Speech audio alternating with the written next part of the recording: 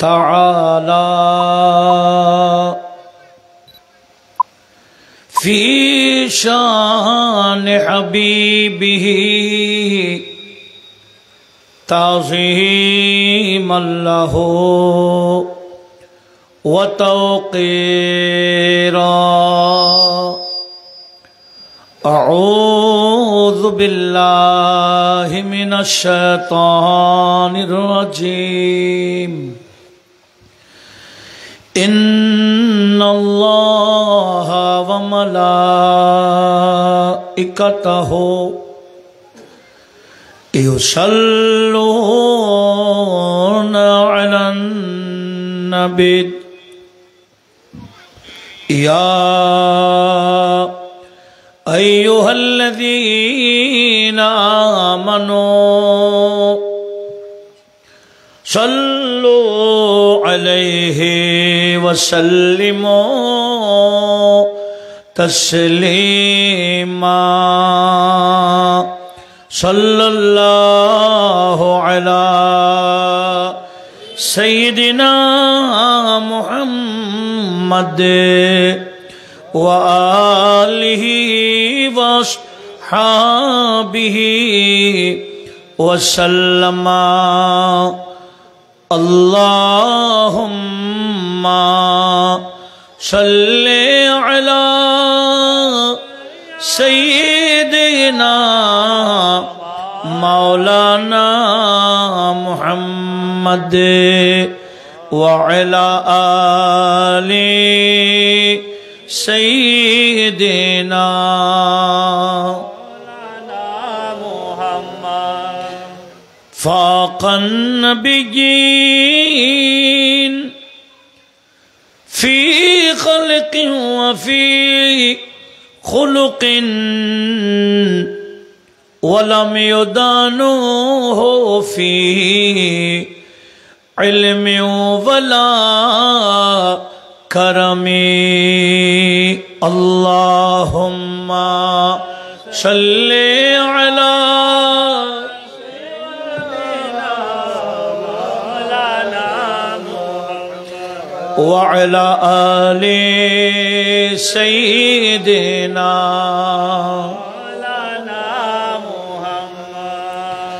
يا ربي بالمصطفى بلغ مقاصدنا فاغفر لنا ما مضى يا واسع الكرم اللهم صل على سيدنا مولانا محمد وعلى آل سيدنا مولانا محمد الحمد لله والصلاة والسلام على رسول الله অধ্যকার চট্টগ্রাম বোয়ালখালী মধ্যম কদরকিল লালার দিঘির পাড় হোসাইনী আদর্শ সংগঠনের ব্যবস্থাপনায় আজকের এই আজম শান মাহফিলের পবিত্র ঈদে মিলাদুন নবী সাল্লাল্লাহু আলাইহি ওয়াসাল্লাম এবং 27তম সুন্নি সমাবেশ 2025-এর সম্মানিত সভাপতি হযরত মাওলানা মোহাম্মদ ইহলাল উদ্দিন আশরাফি আল কাদরি খতিব বাইতুল মামুন শাহী জামে মসজিদ আজকের প্রধান অতিথি এস.এম. আবু তৈয়ব সাহেব বিশিষ্ট দানবে শিক্ষানুরাগী সমাজসেবক আজকের অতিথি মোহাম্মদ আরিফুল ইসলাম লিঠন উদ্বোধক শায়ের মৌলানা ইমরান হোসেন আল কাদরি ইনশাআল্লাহ আমার পরপরে যিনি তাকরিরে পুনর পেশ করবেন এদেশের আহলে সুন্নাহ ওয়াল জামাতের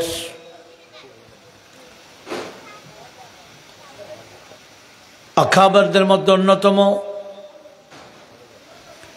আঞ্জুমানে রাসবিয়া নূরিয়া ট্রাস্ট বাংলাদেশের চেয়ারম্যান, আহলে সুন্নাত ওয়াল জামাত কেন্দ্রীয় পরিষদের নির্বাহী চেয়ারম্যান, পীরে তরিকত, বহু প্রতিষ্ঠানের প্রতিষ্ঠাতা হযরত আল্লামা আলহাজ আবুল কাসেম নূরি সাহেব কিবলা বারাকাল্লাহু ফি কুল্লি উমরিহি,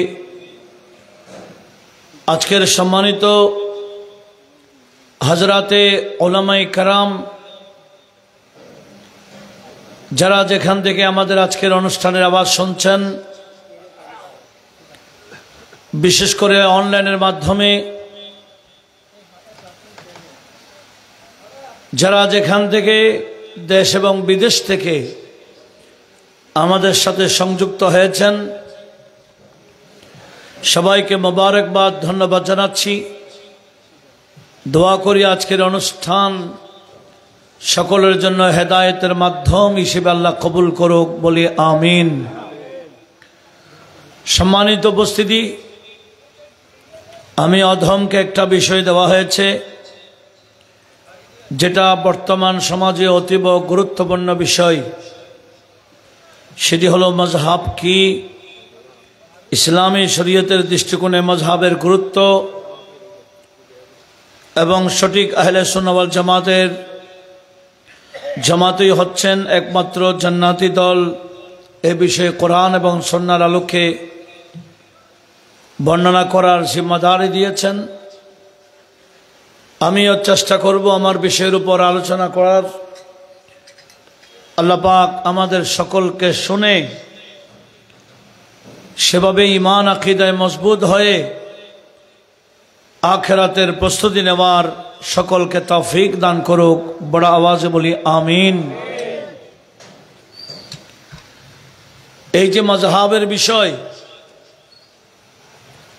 আজ থেকে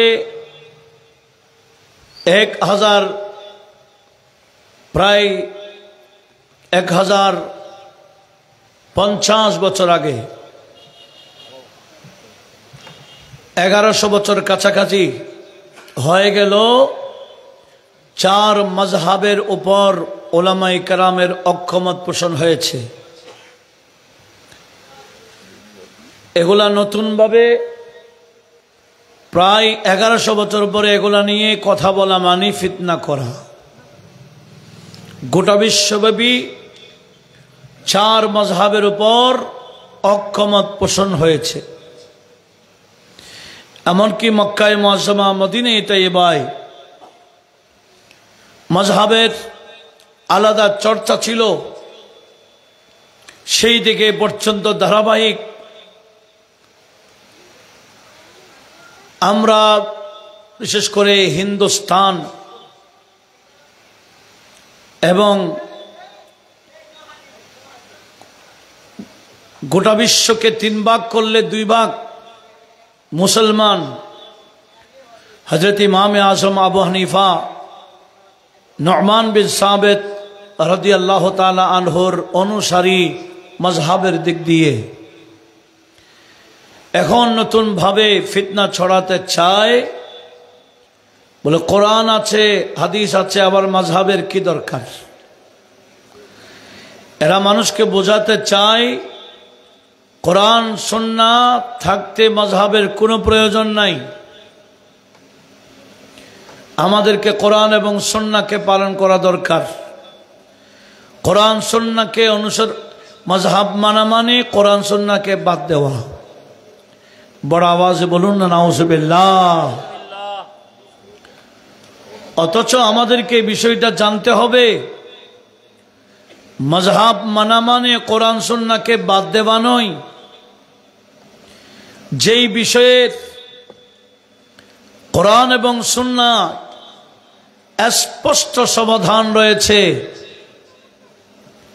সেই বিষয়ে মাযহাবের ইমামের মানাকে কোনো প্রয়োজন নাই। যে বিষয়টা সরাসরি কোরআন থেকে বোঝা যায়, হাদিসে রাসূল দ্বারা বোঝা যায়,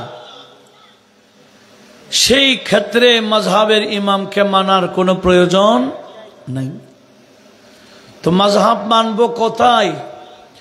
যেখানে আমরা আমাদের জ্ঞান অনুযায়ী কোরআন থেকে বোঝা সম্ভব না, হাদিস রাসূল থেকে সমাধান বের করতে আমরা পারছি না,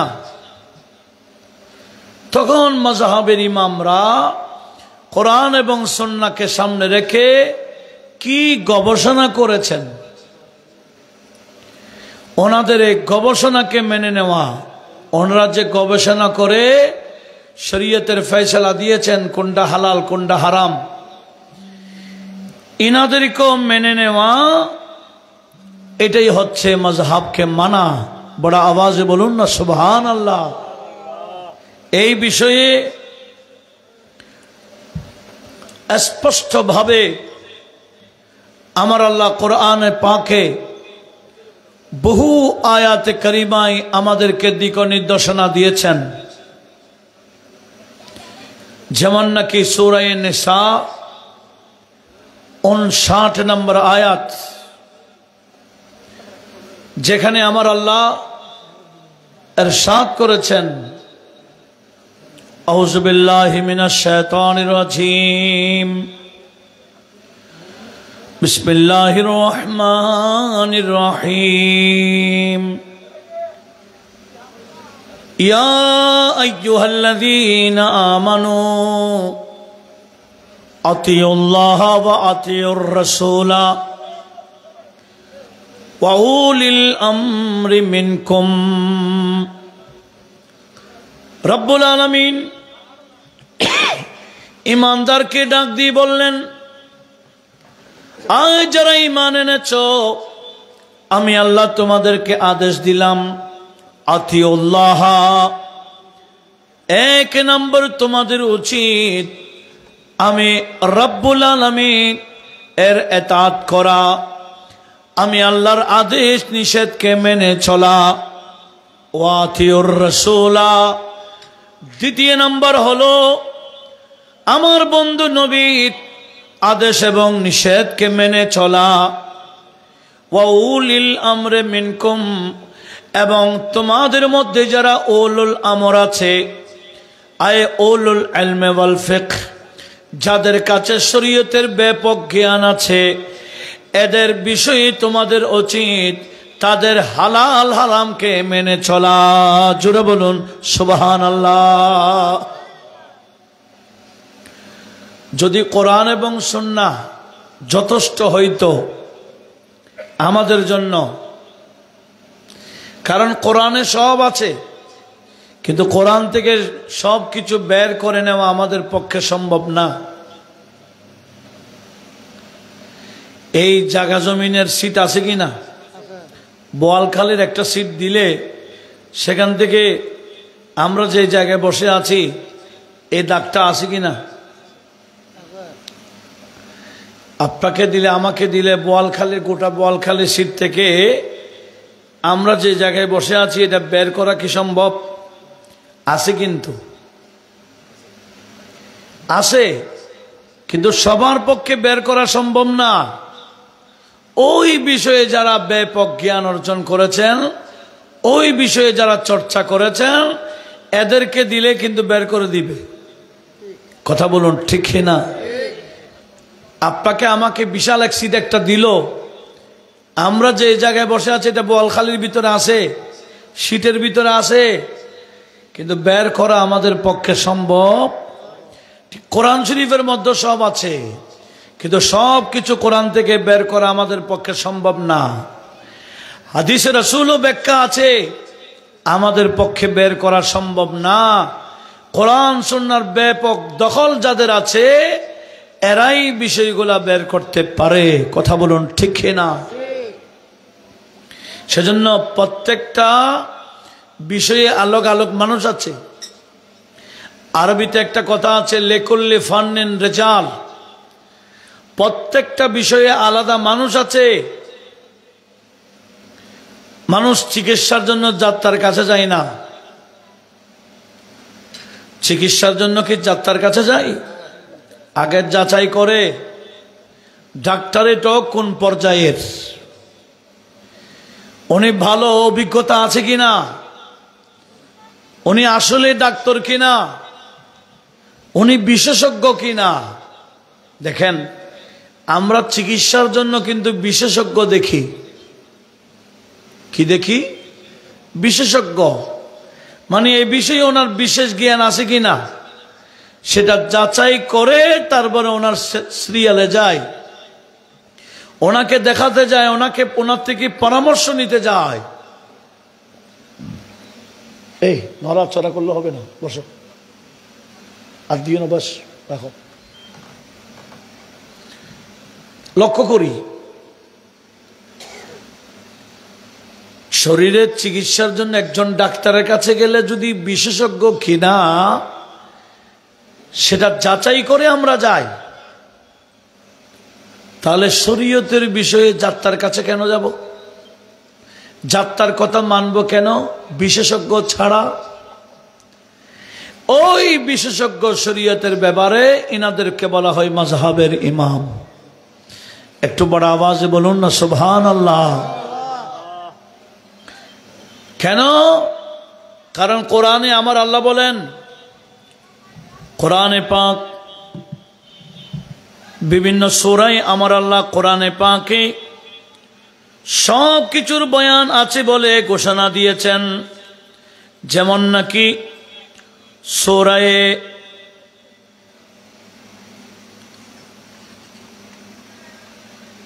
আমি একটি আয়াত আপনাদেরকে কোট দিচ্ছি, যে আয়াতের মধ্যে আমার আল্লাহ স্পষ্টভাবে বলে দিয়েছেন, বান্দা আমার, আমি কোরআন নাজিল করেছি,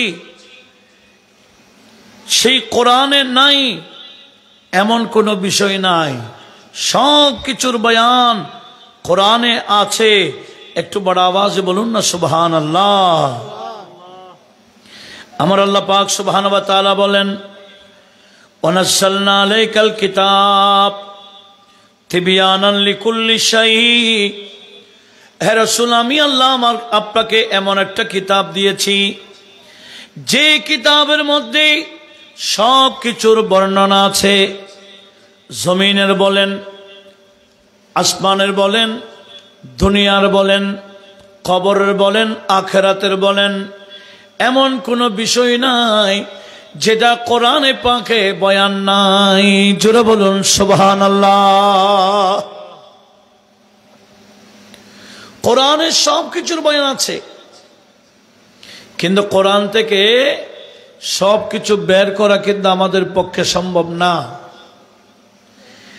যেখানে নবীজির এক বিখ্যাত সাহাবী, যার কাছে ব্যাপক জ্ঞান ছিল, যিনি সাহাবীদের মধ্যে বড় মুফতি ছিলেন, ওনার নাম হযরতে মুআয ইবনে জাবাল রাদিয়াল্লাহু তাআলা।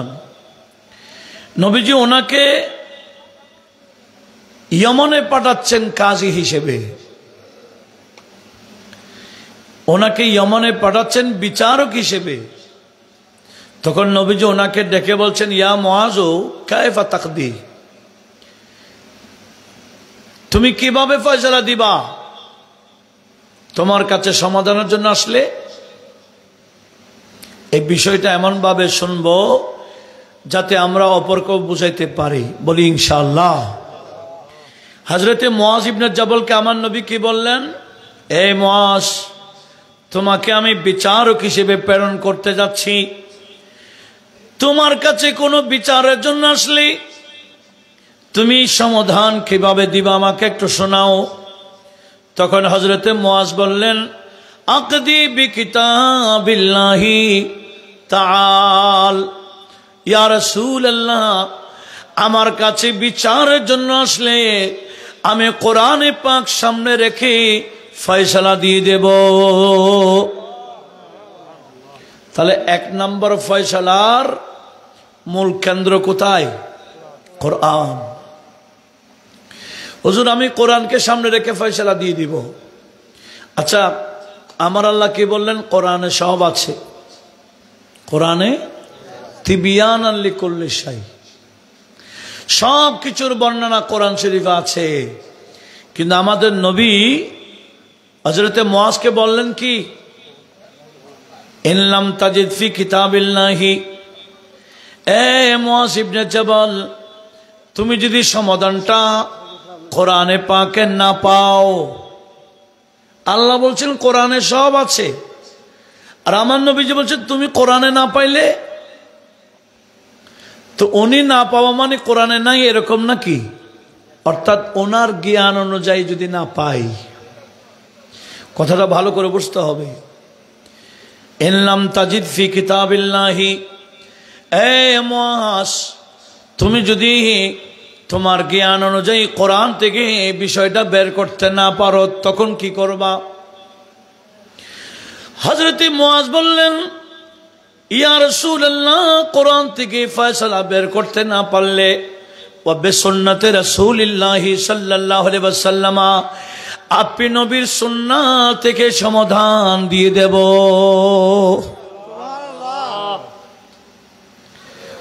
হযরত মুআজ বলেন নাই যে আপনি নবীর হাদিস থেকে সমাধান দিব। হাদিস থেকে সমাধান দেওয়া যায় না। কেন? হাদিস কিছু আছে আগের, কিছু আছে পরের। দুনো হাদিস সহিহ। আগের হাদিসের উপর আমল করা যায় না, পরের হাদিসের উপর আমল করতে হয়। একটা হাদিস এই আগেরটা, পরের হাদিস আগের হাদিসের হুকুম রহিত করে দেয়। সেজন্য আমাদেরকে বুঝতে হবে, হাদিস তো লক্ষ লক্ষ, হাদিস কি লক্ষ লক্ষ, কিন্তু সুন্নাহ হলো মাত্র 3000। সুন্নাহ কয় হাজার? 3000 উপর আমল করা যায়, কিন্তু আমেলে হাদিস হওয়া যায় না, হাদিসের উপর আমল করা যায় না। কেন? হাদিসের মধ্যে অনেক সময় বিপরীত দেখা যায়, বিপরীত। সেজন্য এই বিষয়ে অবশ্যই আমাদেরকে জ্ঞান রাখতে হবে। লক্ষ্য করুন কি বলতে চেয়েছিলাম। হযরতে মুআজ ইবনে জাবালকে নবীজি বললেন, এই মুআজ, তুমি যদি তোমার জ্ঞান অনুসারে কোরআন থেকে ফয়সালা করতে না পারো, তখন কি করবা? উনি বললেন, ইয়া রাসূলুল্লাহ, আপনি নবীর সুন্নাহ থেকে আমি সমাধান দিয়ে দেব। উচ্চ আওয়াজে বলুন সুবহানাল্লাহ। সেজন্য নবীজি আমাদেরকে বলেছেন, আলাইকুম বিসুন্নতি, তোমাদের উচিত আমার সুন্নাহকে আঁকড়িয়ে ধরা। নবীজি বলেন নাই যে আলাইকুম বিহাদিসি, তোমরা আমার হাদিসকে আঁকড়িয়ে ধরো, বলেন নাই। বিদায় হজের ভাষণেও নবীজি বলছেন, আমি তোমাদের মাঝে দুইটা জিনিস রেখে যাচ্ছি, একটার নাম কিতাবুল্লাহ, আর একটার নাম আমি নবীর সুন্নাহ। সেজন্য আমরা হলাম আহলে সুন্নাহ। কতগুলো আছে আহলে হাদিস, এরা মাযহাব মানে না। খুব ভালো করে বুঝুন, বিশেষ করে শিক্ষিত সমাজ যারা আছেন, আমি খুব ধীরে ধীরে বোঝাচ্ছি। হাদিসের মধ্যে হাত বাঁধা আছে বুকের মধ্যে, আবার হাত বাঁধা আছে নাভির নিচে। বুকের মধ্যে হাত বাঁধা, এটাও হাদিসে আছে। নাভির নিচে হাত বাঁধাও, এটা কি আছে? তবে বুকের উপর হাত বাঁধার নাম হাদিস, নাভির নিচে হাত বাঁধার নাম সুন্নাহ। খুব ভালো করে শুনি, নাভির নিচে হাত বাঁধার নাম কি? হযরতে মাওলা আলী শের খুদা বললেন, ওয়া মিনাস সুন্নাহ ফিস সালাতি, নামাজের মধ্যে সুন্নাহ পদ্ধতি হলো ওয়াদাল আকাফ আলাল আকাফ তাহাতা সুররা তাহাতা সুররা। হযরতে মাওলা আলী বললেন, নামাজের মধ্যে সুন্নাহ পদ্ধতি হলো এই হাতের তালু আরেক হাতের পিঠের উপর রাখবো, তাহাতা সুররা, নাভির নিচে। এই নাভির নিচে হাত বাঁধা, এটার নাম সুন্নাহ। জোরে বলুন। আমরা কি আহলে হাদিস না আহলে সুন্নাহ? যারা আহলে হাদিস এরা কোথায় বাঁধে? এরকম বাঁধে, ঠিক না? কেন? এরা হাদিসের উপর আমল করতে যায়। নবীজি বলেন নাই যে তোমরা আমার হাদিসের উপর আমল করো, নবীজি বললেন আমার সুন্নাহর উপর আমল করো। সেজন্য সুন্নাহ পদ্ধতি কি বললাম?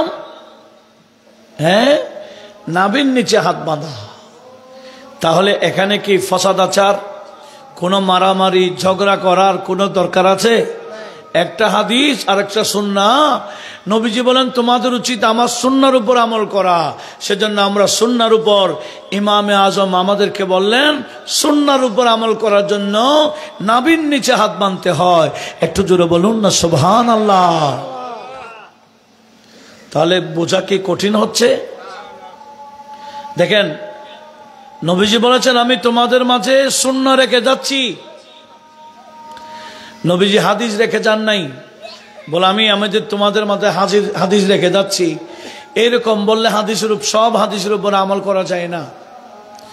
যেমন হাদিসে আছে আমার নবীজি উটের পেশাব খাওয়াইছিলেন, এটা বুখারী শরীফে বহুবার আসছে, সহিহ হাদিস।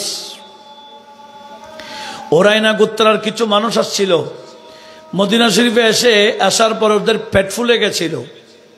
তো আমাদের নবীর কাছে যখন আসছেন, নবীজি সাহাবীদেরকে বললেন, এ আমার সাহাবারা, আমার কাছে যে সৎকার উট আসছে, ওই সৎকার উটের দুধ এবং পেশাব এদেরকে খাওয়াই দাও। আশরিবু আলবানাহা ওয়া আবওয়ালাহা, ওই উটের পেশাব এবং দুধ খাওয়াই দাও। সৎকায় উটের সৎকার পেশাব এবং দুধ যখন খাওয়াই দিল, এদের পেট ফোলা অফ হয়ে গেল, সুস্থ হয়ে গেল। তাহলে নবীজি উটের পেশাব খাওয়াইছেন, এটার নাম হাদিস। এটার নাম কি? এই হাদিসের উপর আমরা আমল করি? হ্যাঁ, যারা বলে আমি আলে হাদিস, তাহলে তো উটের পেশাব খাইতে হবে। উটের পেশাব না, শুধু যার গোশত খাওয়া হয়, যেই পশুর গোশত খাওয়া যায়, সেই পশুর পেশাবও খাইতে হবে, বলে এটা পবিত্র। এটা হাদিস দ্বারা প্রমাণিত। আমরা বলি না এটা আগের হাদিস, এটা সহিহ হাদিস, তাও ঠিক। এই হাদিসটা হচ্ছে আগের, কিন্তু পরবর্তী একটা সুন্নাহ নবীজি বয়ান দিয়েছেন, এই সুন্নাহর মাধ্যমে হাদিসটার হুকুম রহিত হয়ে গেছে। আমি কি বুঝাইতে পারছি? তাহলে নবীজি উটের পেশাব খাওয়াইছিলেন, এটার নাম কি? আর একটু জোরে বলেন। এটার উপর আমরা আমল করি কেন? বলে পরবর্তী একটা হাদিস আছে, এটার নাম সুন্নাহ। এটা কোনটা? নবীজি বললেন ইস্তানজিহু আনিল বল ফাইন্না আম্মাতাযাবিল কবর মিনহু। এ আমার উম্মত, প্রস্রাব খাওয়া দূরের কথা, প্রস্রাব যাতে তোমাদের শরীরও না লাগে, প্রস্রাব থেকে তোমরা বেঁচে থাকিও। কিসের প্রস্রাব? বলে গরু ছাগলের প্রস্রাব। কিসের? হাইওয়ানের, জীবজন্তু, মানুষের, বুড়া, বাচ্চা, এখানে কোনো নির্দিষ্টতা নাই। এটাকে বলা আম বলা হয়। সাধারণভাবে নবীজি বলেছেন কোন ধরনের প্রস্রাব যাতে তোমাদের শরীরে না লাগে। উচ্চ আওয়াজে বলুন সুবহানাল্লাহ। কেন? ফাইন্না আম্মাতাযাবিল কবর মিনহু, শরীর থেকে, এই শরীরকে যদি প্রস্রাব থেকে না বাঁচায়, কবরে গেলে বেশি বেশি আযাব হবে। সেটা মানুষের প্রস্রাব হোক, এটা পশু পাখির প্রস্রাব হোক, প্রস্রাব থেকে বাঁচতে বলেছেন। তাহলে প্রস্রাব খাওয়াইছেন, এটা হাদিস। প্রস্রাব থেকে বাঁচতে বলেছে, এটার নাম সুন্নাহ। আমরা কি হাদিসের উপর আমল করি না সুন্নাহ থেকে? কথা কি বোঝা যায়? আজকে বেশি বুঝতে গিয়ে কিছু বান্দা মাযহাব ছেড়ে দিয়েছে, আহলে হাদিস দাবিদার। এরা হচ্ছে কি ফিতনাবাজ এই বর্তমান যুগের। এদের সাথে কোরআন সুন্নাহর জ্ঞান এদের মাঝে নাই। আজকে অল্প বিদ্যা, ভয়ঙ্কর একটা কথা আছে, এটার কারণেই সমস্যাটা হচ্ছে। আসুন তাহলে আমি আপনাদের কাছে বুঝাইতে পেরেছি সমস্ত হাদিসের উপর আমল করা যাবে। একটা আগের হাদিস আর একটা কি পরের হাদিস। একটা হলো মাঝে মাঝে নবীজি করতেন জায়েজ আছে বলার জন্য, আরেকটা হলো নবীজির সব সময়ের আমল। কথা বোঝা যায়? একটা নবীজি মাঝে মাঝে করতেন শিক্ষা দেওয়ার জন্য, যেমন নাকি ইমাম সাহেব যখন ওয়ালা দাল্লিন বলবে আমিন কিভাবে বলতে হয় এটা শিখাবার জন্য নবীজি একটু বড় করে মাঝে মাঝে বলেছিলেন। কিন্তু নবীজির সব সময়ের আমল হলো যেটা তিরমিজি শরীফে আছে, ফাহাফাদা বিহা সাওতাহু। নবীজি ওয়ালা দাল্লিনের পর আমিন যখন বলতেন নবীজির আওয়াজ ছোট করে ফেলতেন। তাহলে ছোট করে আমিন বলা এটা হলো নবীজির সব সময়ের আমল। আর আমিন বড় করে বলেছেন এটা হচ্ছে কেমনে আমিন বলতে হয় এটাকে শিক্ষা দেওয়ার জন্য মাঝে মাঝে। তো মাঝে মাঝে যেটা বলেছেন এটাও হাদিস, আর সব সময় করতেন এটাও হাদিস। কিন্তু আমাদের উচিত নবীজি যে কাজ সব সময় করতেন যেটাকে মুআযাবাতুন নবী বলা হয় এটার উপর আমল করা আবশ্যক। একটু জোরে বলুন না সুবহানাল্লাহ। তাহলে এখানে কোনো ফিতনা আছে? নবীজি আমিন বড় করে বলেছেন, উঁচু করে বলেছেন, এটা তো আছে, কিন্তু এটা মাঝে মাঝে শিক্ষার জন্য। কিন্তু সব সময়ের আমল কোনটা বললাম? আমিন চুপে চুপে বলা, যেটা আমরা আমল করি। নাকি আমরা আমিন বলি না? ইমাম সাহেব যখন বলেন, একই হাদিসে নবী দুই কথা বলেছেন, দুইটা কথা দুটোটা ভালো করে লক্ষ্য করি। নবীজি বলেছেন ইদা ক্বালাল ইমাম ওয়ালাদ-দাল্লিন ফাকুলু আমিন। ইমাম সাহেব ওয়ালাদ-দাল্লিন বললে তোমরা আমিন বলো। একই হাদিসে নবীজি বলেছেন ইদা ক্বালাল ইমামু সামিআল্লাহু লিমান হামিদা ফাকুলু রাব্বানা লাকাল হামদ। দুইটা বিষয়। ইমাম সাহেব যখন ওয়ালাদ-দাল্লিন বলবে তোমরা আমিন বলো। ইমাম সাহেব যখন সামিআল্লাহু লিমান হামিদা বলবে তোমরা রাব্বানা লাকাল হামদ বলো। তো একই হাদিসের দুটার বিষয়। এখন আমরা কি কিছু বান্দারা নবীজি আমিন বলতে বলেছেন বিদায় চিল্লাই আমিন বলে, তবে ওদিকে রাব্বানা লাকাল হামদ বলে চিল্লান না কেন? ওটাও চিল্লাম। আর একই হাদিসের দুটো কথা। দাল্লিন বললে কি বলো? আমিন বলো। আমরাও আমিন বলি। সামিআল্লাহু লিমান বললে আমরা কি বলি? রাব্বানা লাকাল হামদ বলি। দুটোটা বলি, কিন্তু কেউ শুনে না। কথা বলুন ঠিক না? তো আমিন কেমনে বলতে হবে নবীজি স্পষ্ট বলে দিয়েছেন, যে হাদিস কানে ইমামে বুখারী নোট করেছে। নবীজি বললেন ইদা ক্বালাল ইমাম ওয়ালাদ-দাল্লিন আমিন ফাকুলু আমিন। ইমাম সাহেব ওয়ালাদ-দাল্লিন বললে তোমরা আমিন বলিও। ফাইন্না মান ওয়াফাকা তামিনহু তামিনাল মালায়েকা। তোমরা যখন আমিন বলবে তোমাদের আমিন বলাটা ফেরেশতাদের আমিনের বলার সাথে যখন মিলে যাবে, আমার আল্লাহ তোমাদের অতীতের গুনাহ মাফ করে দেবেন। হাদিসে স্পষ্ট বলেছেন তোমাদের আমিনটা ফেরেশতাদের আমিনের সাথে মিলাইতে হবে। ওই সময় ওয়ালাদ-দাল্লিন বললে ফেরেশতারাও আমিন বলে। নবীজি বলে তোমরাও বলো। তোমাদের বলা ফেরেশতাদের বলার সাথে যখন মিলে যাবে তখন আল্লাহ তোমাদের গুনাহ মাফ করে দেবেন। আচ্ছা, ফেরেশতাদের আমিনের সাথে আমরা মিলাই কি না? ফেরেশতারা আমিন বলে, আমরা কি শুনি? একটু বলেন। তাহলে আমরা এমন ভাবে আমিন বলতে হবে যাতে কেউ না শুনে, তখন হবে ফেরেশতার সাথে মিল। ফেরেশতারাও আমিন বলে, কিন্তু আমরা শুনি না। বিদে আমাদেরকেও এমন ভাবে আমিন বলতে হবে যাতে কেউ না শুনে, তখন আমার আল্লাহ আমাদের অতীতের গুনাহ মাফ করে দেবেন। জোরে বলুন। যেমনি ভাবে ইমাম সাহেব সামি আল্লাহু লিমান হামিদা বললে আমরা রাব্বানা লাকাল হামদ বলি, কিন্তু কেউ শুনে না। ঠিক আমিন বলতে হবে যাতে কেউ না শুনে। কথা বোঝা যায়? তাহলে আজকে এই জ্ঞানগুলা না রাখার কারণে বাংলা কতগুলা বই পড়ে মানুষ অনেক কিছু জেনে ফেলে মনে করে। এই অল্প বিদ্যার কারণে ফিতনা হচ্ছে। আমার ইয়ং জেনারেশন ভাইদেরকে আমি বলবো, ফিতনায় যাবেন না, এটা আখেরি জামানা। এগুলা এক একটা ফিতনা বের হচ্ছে।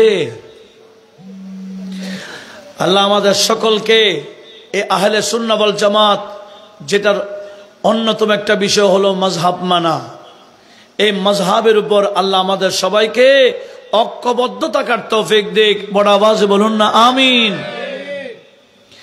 আমার আল্লাহ কোরআন শরীফে ইরশাদ করেছেন, ইয়াওমা নাদউ কুল্লা উনাসিম বিইমামিহিম। রব্বুল আলামিন বললেন, কিয়ামতের ময়দানে আমি সমস্ত বান্দাদেরকে ডাক দিব তাদের ইমামের নাম অনুযায়ী। কার নামে? আমাদের নামে ডাকবে না। এটা সূরা বনী ইসরাইল ৭১ নং আয়াত। আল্লাহ বলেন, কিয়ামতের ময়দানে আমি তোমাদেরকে ইমামের নামে ডাকবো, ইমামের নামে ডাকবো। তাহলে আমাদের ইমাম আছে না? কি মসজিদের ইমাম নাকি? হ্যাঁ, কিসের ইমাম? মাযহাবের ইমাম। মাযহাবের ইমামের উপর যদি আমরা মানি, তখন কিয়ামতের ময়দানে আমাদেরকে ডাকবে। কিভাবে ডাকবে দেখেন, তাফসীরের মধ্যে আসছে, রুহুল বায়ান সহ অনেক তাফসীরের মধ্যে বিষয়টা আসছে। কিয়ামতের ময়দানে ইয়াওমা নাদউ কুল্লা উনাসিম বিইমামিহিম, এই আয়াতের ব্যাখ্যাতে রয়েছে কিয়ামতের ময়দানে রব্বুল আলামিন এভাবে বলবে, ইয়া হানাফি, ইয়া শাফিঈ, ইয়া মালিকি, এভাবে বিভিন্ন মাযহাবের ইমামদের নামে নামে ডাকবে। উচ্চ আওয়াজে বলুন সুবহানাল্লাহ। যদি মাযহাবকে অনুসরণ না করি তাহলে আমাদেরকে ডাকবে না। এই মাযহাবের অনুসারীদেরকে ডেকে ডেকে আমার আল্লাহ জান্নাতে যাওয়ার জন্য হুকুম দিবেন। একটু জোরে বলি না সুবহানাল্লাহ। আর মাযহাব না মানলে এরা জান্নাতে যাবার কোনো সুযোগ থাকবে না। কেন?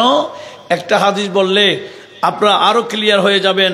সেটি হচ্ছে আমার আল্লাহ কোরআন শরীফের একটি আয়াত, যেটি হলো ফাসআলু আহলা যিকরি ইন কুনতুম লা তা'লামুন।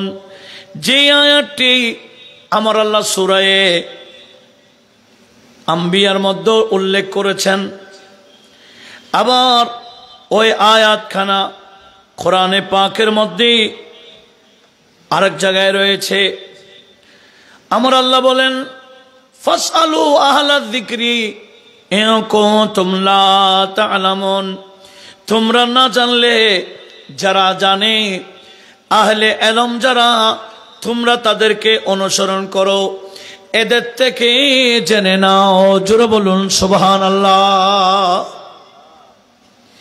এই আয়াতের ব্যাখ্যাতে আল্লামা জালালউদ্দিন সুয়ুতি ওনার তাফসীরে দুররে মনসুরের মধ্যে হযরত আনাস বিন মালিক থেকে একটা হাদিস বর্ণনা করেছেন।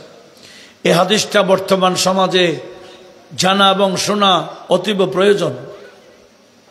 সেটি হলো, আমার নবীজি বললেন, হযরত আনাস বললেন, আমি নবীজির থেকে শুনেছি, নবীজিকে বলতে শুনলাম, নবীজি বলেছেন কি, ইন্নার রাজুলা ইউসাল্লি ওয়া ইয়াসুমু ওয়া ইয়াহুজ্জু ওয়া ইয়াকযু কিন্তু আন্নাহু লা মুনাফিক। নবীজি বলেন, কিছু মানুষ আছে নামাজও পড়ে, রোজাও রাখে, হজ করে, জিহাদও করে, কিন্তু সে মুনাফিক।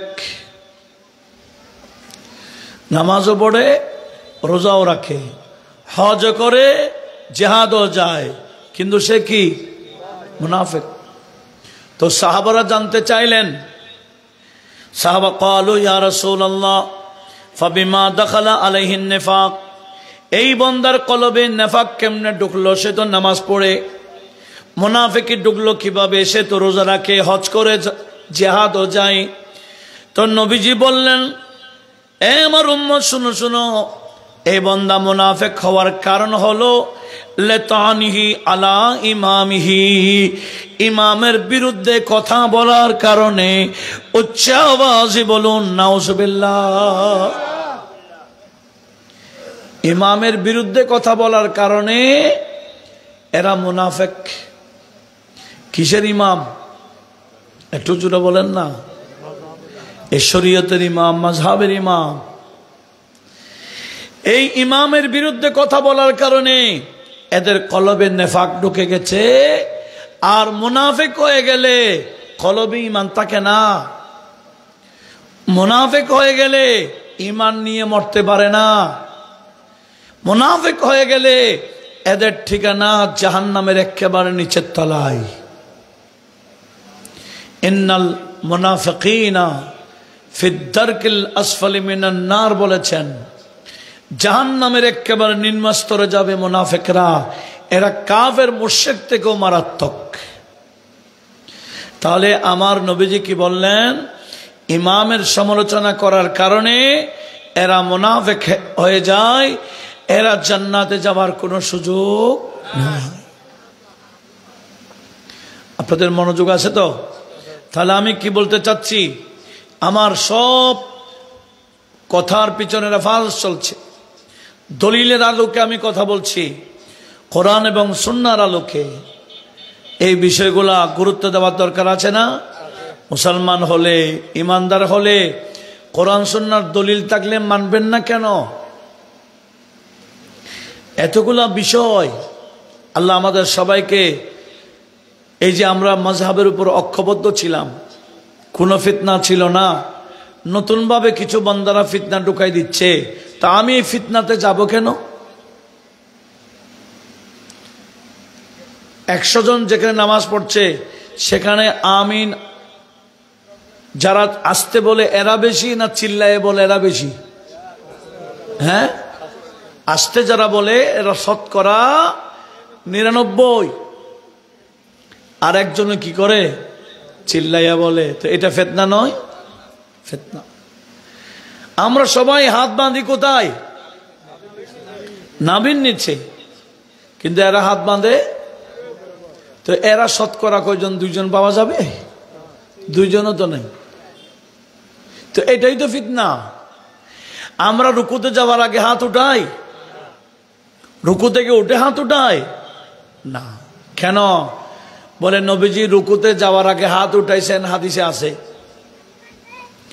রুকু থেকে উঠেও হাত উঠাইছেন, এটা হাদিসে আছে, বুখারীতে আছে। তবে এটা হলো নবীজির আগের হাদিস। কি বললাম? তো নবীজি পরের হাদিস কি? পরের হাদিসে দেখা যায় নবীজি শুধু তাকবীরে তাহরিমার সময় হাত উঠাইতেন, আর নামাজের সালাম ফিরাবার আগে আগে আগে আর কোন দ্বিতীয়বার হাত উঠাইতেন না। একটু জোরে বলুন। এটা হচ্ছে নবীজির শেষের আমল। এটার নাম কি? সুন্নাহ। যেমন নাকি আমি একটা হাদিস আপনাদেরকে শোনাচ্ছি, সেটা হলো এখানে ধারণ করা হচ্ছে মুসলিম শরীফের হাদিস। মুসলিম শরীফের মধ্যে এই হাদিস খানা রয়েছে, আবার আবু দাউদ শরীফে রয়েছে, সুনানে কুবরাতে ইমামে বাইহাকি নোট করেছেন, ইমামে তাবরানী আল মুআজ্জাম আল কবীরে নোট করেছেন, ইমামে আহমদ বিন হাম্বল মুসনাদে আহমদে নোট করেছেন, বহু হাদিসের কিতাবে রয়েছে। এটা কি? ওয়ান জাবির বিন সামুরা রাদিয়াল্লাহু তাআলা قال খরাজা আলাইনা রাসূলুল্লাহ, বড় করে বলি সাল্লাল্লাহু আলাইহি ওয়াসাল্লাম, فقال ما لي أراكم رافع أيديكم كأنها أذناب خيل شمس اسكنوا في الصلاة। এই নবীজি জাবের বিন সামুরা বলতেছেন একদিন নবীজি হুজরা থেকে বের হলেন, মসজিদে ঢুকলেন, দেখতেছেন কিছু মানুষ নামাজ পড়তেছে। এরা রুকুতে যাওয়ার আগে হাত উঠাইছেন, রুকু থেকে উঠো হাত উঠাইছেন। কেন? নবীজি আগে করতেন না, জানতেন না, আগের এটার উপর আমল করা শুরু করছেন। নবীজি দেখতেছে। এরা যখন নামাজের সালাম ফিরালেন তো নবীজি বললেন, মা লিয়া রাকুম, কিরে আমার কি হলো, আমি তোমাদেরকে এভাবে দেখছি কেন? রাফিয়া আইদিয়াকুম, তোমরা হাত উত্তোলন করছো বারবার। কিরকম? কান না হাদানা বা খাইলে শামস, মনে হচ্ছে উন্নত মানের ঘোড়ার লেজ যেভাবে বারবার নাড়ে, তোমরা নামাজও বারবার হাত নাড়ো। ঘটনা কি? উসকনু ফিস সালাত, নামাজে স্থির হয়ে যাও, হাত শুধু একবারই উঠাইবা তাকবীরে তাহরিমার সময়। এটা হচ্ছে পরবর্তী হাদিস, এটাও সহি হাদিস। হাত উঠাইছেন, এটাও সহি হাদিস। এক হাদিস, এটা পরে, এটার নাম সুন্নাহ, ওটার নাম হাদিস। এই সুন্নাহ দিয়ে হাদিস কি হয়ে গেছে? হাদিসের হুকুম রহিত হয়ে গেছে। একটু জোরে বলুন না সুবহানাল্লাহ। সেজন্য হাদিসের মধ্যে কোনটা নাসেখ, কোনটা মনসুখ, কোনটা আগের, কোনটা পরের, এগুলো না জানলে ফিতনা হবেই। এগুলা জানার জন্য, বোঝার জন্য আমরা 14 বছর 16 বছর ক্লাসে পড়েছি। লক্ষ্য করুন, আজকে মাদ্রাসায় না পড়ে কিছু জেনারেল শিক্ষিতরা এই সমস্ত ফিতনার মধ্যে লেগে পড়ে গেছে। অনলাইন, এদের টিচার হচ্ছে কি অনলাইন। অনলাইন থেকে এরা হাদিস নেই। তাহলে অনলাইন থেকে তুমি চিকিৎসা করো তো দেখি। চিকিৎসা তো অনলাইনে তো চিকিৎসা আছে, অনলাইনে চিকিৎসার বইগুলো আছে, এগুলো পড়ে না, চিকিৎসা করো না। কি বাঁচাইবে না মারবে? রোগীকে বাঁচাবে না মারবে? ওখানে রুগী মেরে ফেলবে, এখানে ইমান মেরে ফেলবে। কথা বলুন ঠিকই না? এই অল্প বিদ্যার কারণে কি মেরে ফেলবে? ইমান, কলব। ওখানে শরীর মারবে। শরীর মারার চেয়ে কলম মেরে ফেলা বড় মারাত্মক, বড় মারাত্মক, যেটা বর্তমান চলছে। আল্লাহ আমাদের ভাইদেরকে বোঝার তৌফিক দিক। একটু বড় আওয়াজে বলুন না আমিন। লক্ষ্য করি, তাহলে রুকুতে যাওয়ার আগে হাত উঠাইতেন, এটাও হাদিসে আছে। এটা কি পরের হাদিস না আগের হাদিস? কোন একটা প্রেক্ষাপটে নবীজি করেছিলেন। প্রেক্ষাপট যখন শেষ, নবীজি বলে এখন করিও না, এখন শুধু একবার উঠাবা। যেমন নাকি আরেকটা হাদিস আমি আপনাদেরকে শোনাচ্ছি, যে হাদিস খানা কোথায় কোথায় আছে দেখেন। এটা শরহে মানিল আসারে রয়েছে, প্রথম খণ্ড 133 নম্বর পৃষ্ঠা, হাদিস নম্বর 1357। মুসান্নিফ ইবনে আবি শাইবাতে রয়েছে 2452। আবার উমদাতুল কারি শরহে সহিহ বুখারীতে রয়েছে। হযরতে মুজাহিদ উনি বলেন, বিখ্যাত তাবেঈ মুজাহিদ, উনি আবার বিখ্যাত মুফাসসির ছিলেন, মুজাহিদ, ইমামে মুজাহিদ। উনি বলেন, আমি নবীজির বিখ্যাত সাহাবী আব্দুল্লাহ ইবনে উমর রাদিয়াল্লাহু তাআলা আনহুমার পিছনে নামাজ পড়লাম, সাহাবীর পিছনে। উনি বললেন, সাল্লাইতু খালফা ইবনে উমরা। উনি বলেন, আমি হযরতে আব্দুল্লাহ ইবনে উমরের পিছনে নামাজ পড়লাম। ফালাম ইয়াকুন ইয়ারফা ইয়াদাইহি ইল্লা ফিত তাকবীরাতিল উলা মিনাস সালাত। আমি দেখলাম শুধু উনি নামাজ পড়তে গিয়ে তাকবীরাত উলা, যেটা প্রথম তাকবীর, যেটাকে আমরা তাকবীরে তাহরিমা বলি, এই তাকবীর ছাড়া দ্বিতীয় আর কখনো হাত উঠাইতে দেখলাম না। তাহলে সাহাবী রাসূলরা নামাজ পড়তেন কিভাবে? হাত কয়বার উঠাইতেন? আমরাও কয়বার, আর এরা বারবার। তাহলে আরেকটা হাদিস শোনাই, যে হাদিস কানা তিরমিজি শরীফে আছে, আবু দাউদ শরীফে আছে, শরহে মানিত আছে, মুসান্নিফ ইবনে আবি শাইবাতে আছে, মুসান্নিফ আব্দুর রাজ্জাকে আছে, বহু হাদিসের কিতাবে আসছে। সেটা কি? হযরতে আব্দুল্লাহ ইবনে মাসউদ সাহাবীদের মধ্যে বড় মুফতি ছিলেন আব্দুল্লাহ ইবনে মাসউদ। উনি কুফাতে গিয়ে যারা নবীকে দেখেন নাই তাবেঈ, ওনাদেরকে বলতেছেন, তোমরা তো নবীকে দেখো নাই, আমরা তো নবীকে দেখেছি। আচ্ছা তোমরা বলো তো দেখি নবীজি কিভাবে নামাজ পড়াইছেন, নবীজি কিভাবে নামাজ পড়তেন, আমি কি তোমাদেরকে দেখাবো না? এরা বলে অবশ্যই দেখান, কারণ আমরা তো নবীকে দেখি নাই। নবীজি কিভাবে নামাজ পড়তেন আমাদেরকে দেখান, প্র্যাকটিক্যাল। দেখেন উনি বলছেন, আলা উসাল্লি বিকুম সালাত রাসূলিল্লাহ সাল্লাল্লাহু আলাইহি ওয়াসাল্লাম, আমি কি তোমাদেরকে নবীজির নামাজ কিরকম দেখাবো না? ক্বালু বালা, এরা বলেন হ্যাঁ। তখন নবীজি উনি ফাসাল্লা আব্দুল্লাহ ইবনে মাসউদ রাদিয়াল্লাহু তাআলা নামাজ পড়ালেন, নামাজ পড়লেন। ফালাম ইয়ারফা ইয়াদাইহি ইল্লা ফি আউয়াল মাররা। এই আব্দুল্লাহ ইবনে মাসউদ নবীজির নামাজ কেমন ছিল এটা দেখাতে গিয়ে শুধু তাকবীরে তাহরিমাতে হাত উঠালেন, রুকুতে যাওয়ার আগে রুকু থেকে ওঠার সময় হাত ওঠান নাই। বলে নবীজি এভাবে নামাজ পড়তেন। তাহলে আমরা যেভাবে পড়তেছি নামাজ, এটা কি আমাদের ইমামে আজমের মন গড়া না নবীজির সুন্নাহ? মাযহাব মানা মানে নবীজির হাদিসকে বাদ দেওয়া নয়। আমাদেরকে বুঝাইতে চাই মাযহাব মানা মানে কোরআন সুন্নাহকে বাদ দেওয়া। এটা সম্পূর্ণ একটা ভুয়া তথ্য, ভিত্তিহীন তত্ত্ব।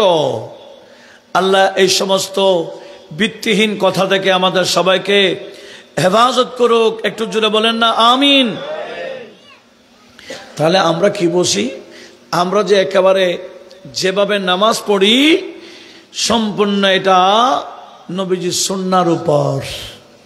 নবীজি যেরকম করতেন আমাদের ইমাম সেভাবে নামাজ পড়তেন, আমরাও পড়ি। আল্লাহ এই বিষয়ে সবাইকে সতর্ক থাকার তৌফিক দিক।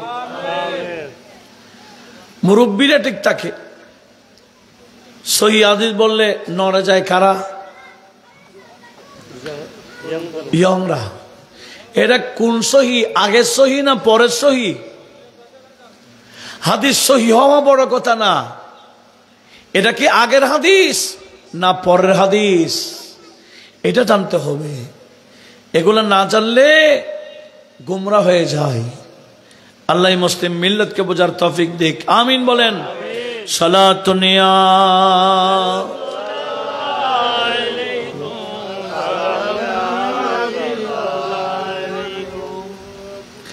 इस उम्मत की खातिर शब रोज रोना,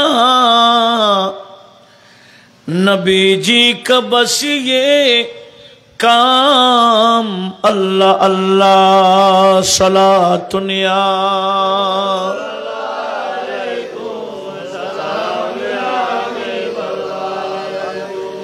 এবার আসুন, বর্তমানে যারা আহলে হাদিস করে হাত এখানে বাঁধে ফাঁক করে দাঁড়ায়, টুপিটামি নাই, ঠিক না? অথচ আমার আল্লাহ কোরআন শরীফে বলেছেন, খুযু যিনাতাকুম ইনদা কুল্লি মসজিদ, তোমরা মসজিদে ঢুকলে তোমাদের কাপড়ের সৌন্দর্যটাকে গ্রহণ করো। মাথায় টুপি দিবা, মাথা খালি, হাত খালি মাথায় রাখবা না। আমার নবীজি কখনো খালি মাথায় নামাজ পড়তেন না। এই খালি মাথায় নামাজ পড়লে নামাজ হয়ে যাবে, কিন্তু এটা খেলাফে সুন্নাহ, এটা মাকরুহ, এটা সুন্নতের বিপরীত। আর এমন ভাবে প্যান্ট পরে, এমন ভাবে রুকুতে যায়, পিছনে যারা দেখে বিশ্রী লাগে, সিজদায় গেলে আরো বিশ্রী লাগে, এমন ড্রেস পরে। আল্লাহ বলে খবরদার, নামাজে যাইবা, আমি আল্লাহর সামনে দাঁড়াইলে এমন ড্রেস পরবা যাতে তোমার শরীর গোলা ঢেকে থাকে, বিশ্রী না লাগে। একটু জোরে বলুন না সুবহানাল্লাহ। কিন্তু আমার কিছু ভাইয়েরা, ইয়ং ভাইয়েরা এমন ড্রেস পরে, এদিকে নাভির নিচে নামাইতে নামাইতে অনেক নামাই ফেলে, ওই অবস্থায় রুকুতে গেলে সতর্কসহ দেখা যায়, কি যে বিশ্রী লাগে পিছন থেকে, এটা সুন্দর না। আল্লাহর সামনে দাঁড়াইলে যেমন তেমন দাঁড়ানো যাবে না, ফাঁক করে দাঁড়ানো যাবে না, যেটা আদব, ব্যাপক আদব রক্ষা করতে হবে। আদব রক্ষা হয় নাভির নিচে হাত দিলে, আদব রক্ষা হয় দুই পা সোজা হয়ে দাঁড়ানো। ফাঁক করে দাঁড়ায়, এটার নাম বেয়াদবি। কোন অফিসারের সামনে কি ফাঁক করে দাঁড়াবেন? হ্যাঁ, ভালো একজন অফিসারের সামনে গেলে তো ফাঁক করে দাঁড়াবেন না, সেখানে তো এরকম করে দাঁড়াবেন, নাকি এখানে এরকম দাঁড়াবেন? একজন দুনিয়াবি অফিসারের সামনে গেলে কত আদব রক্ষা করেন। আর যিনি হাকামুল হাকিমিন, যিনি রাজাদিরাজ মালিকুল আমলাক, ওনার সামনে দাঁড়াইলে কত আদব রক্ষা করতে হবে। আল্লাহ সেদিকে সবাইকে লক্ষ্য রাখার তৌফিক দিক, আমিন বলেন। সেজন্য প্যান্ট কখনো নিচে বটবেন না, এটা বেয়াদবি। এরকম প্যান্ট বটা অবস্থায় কোনো অফিসে ঢুকবেন আপনি, তো অফিসার বলবে তুমি তো অগা। প্যান্ট পরতে হবে, পায়জামা পরতে হবে গিরার উপর, বটার কি দরকার? সবসময় পরতে হবে গিরার উপর। আর যারা গিরার নিচে কাপড় পরে, লুঙ্গি পরে, পায়জামা পরে, প্যান্ট পরে, কিয়ামতের ময়দানে উঠলে আমার আল্লাহ তাদের সাথে কথা বলবেন না, রহমতের দৃষ্টিতে তাকাবেন না, এদেরকে পবিত্র করবেন না, বরঞ্চ তাদের জন্য মারাত্মক আযাব নির্ধারণ করে রেখেছেন। কারা? আল মুসবিল মান জাররা আযারাহু খুয়াইলা, যারা পায়ের গিরার নিচে প্যান্ট পরে, পায়জামা পরে, লুঙ্গি পরে। আল্লাহ আমাদের সব সময় সেগুলা মনে রাখার তৌফিক দান করুক, একটু বলি না আমিন। সেজন্য নামাজ অবস্থায় কি গিরার উপরে পড়তে হবে। আপনি বটলে উপরে বটবেন, কোমরের দিকে, নিচে বটবেন না, এটা বেয়াদবি। লক্ষ্য করুন, এই যে বর্তমানে মাযহাব না মানার বিষয়ে যে ফিতনাগুলা চলতেছে, এগুলা সম্পূর্ণ ইহুদিদের চক্রান্ত। কাদের? এগুলা ইহুদিদের সৃষ্ট। এই সমস্ত বিষয় বানাইলো ইহুদিরা। কেন? এই মুসলমানদের মধ্যে ফাটল করাবার জন্য, মুসলমান এক অপরের সাথে দূরত্ব বাঁচাই দেওয়ার জন্য। এগুলা ইহুদিদের ষড়যন্ত্র, আমরা বুঝি না কেন? লক্ষ্য করুন। তবে একটা বিষয় আমাদেরকে জানতে হবে, এই যে হাত এখানে বাঁধতেছে, ফাঁক করে দাঁড়াচ্ছে, আমিন চিল্লাইয়ে বলতেছে, মোনাজাত করে না, এগুলা আমলি বিষয়। আমলি বিষয়ের পার্থক্য বড় কথা না, বড় মারাত্মক কথা কি জানেন? এই আহলে হাদিস যারা করে, মাযহাব যারা মানে না, এদের আকীদা বড় মারাত্মক। যেমন আল্লাহ, আমি কয়েকটা আকীদার কথা বলবো ইনশাল্লাহ। আমাদের নুরি সাহেব হুজুর চলে আসবেন, উনি আসার পর্যন্ত যা সময় পাই আর কি, এদের কিছু আকীদার কথা আমি আপনাদের সামনে উপস্থাপন করব, যেগুলো খুব বেশি জরুরি। এক নাম্বার, এদের আকীদা আল্লাহ পাকের শানে কি জানেন? এরা বলে আল্লাহ এটা আরশতে বসে আছে, আল্লাহ এটা আরশ থেকে ছোট না, বড় না, আরশ যত বড় আল্লাহ তত বড়। কেন? বলে কোরআন শরীফে আছে, আর রহমান আলাল আরশে ইস্তাওয়া। কোরআন শরীফে আছে রহমান আরশের উপর বরাবর। এরা অনুবাদ করেছে রহমান আরশের উপর, ইস্তাওয়া মানে বরাবর। এইরকম অনুবাদ করলে বেঈমান হয়ে যাবেন। এখানে ইস্তাওয়া মানে বরাবর নয়, ইস্তাওয়া মানে গালাবা, অর্থাৎ আমার আল্লাহ আরশে আজমেরও উপরে, আরশে আজমেরও। তবে একটা মশালা আমাদেরকে জানতে হবে, আমার আল্লাহ বসা থেকে পবিত্র, দাঁড়ানো থেকে পবিত্র, আমার আল্লাহ ঘুম যাওয়া থেকে পবিত্র, আমার আল্লাহ স্থান থেকে পবিত্র, আমার আল্লাহ কাল থেকে পবিত্র। এগুলা সব আল্লাহর সৃষ্টি, এগুলো হলো সৃষ্টির জন্য। আমার আল্লাহ এ সমস্ত বিষয় থেকে পবিত্র। জোরে বলুন। ডানে বামে সামনে পিছনে উপরে নিচে এই যে জেহেদ, এগুলো সৃষ্টির জন্য আমার আল্লাহ এই দিকগুলা থেকেও পবিত্র। কিন্তু আহলে হাদিসরা কি বলে? এরা বলে আল্লাহ আরশতে বসে আছে। তাহলে আহলে সুন্নাত ওয়াল জামাতের আকীদা কি? আল্লাহ বসে আছেন না, আল্লাহ আরশেরও উপরে। কোথায়? বলে যেখানে আর কোথায় নাই, সেটার নাম লামাকান, সৃষ্টির বাহিরে।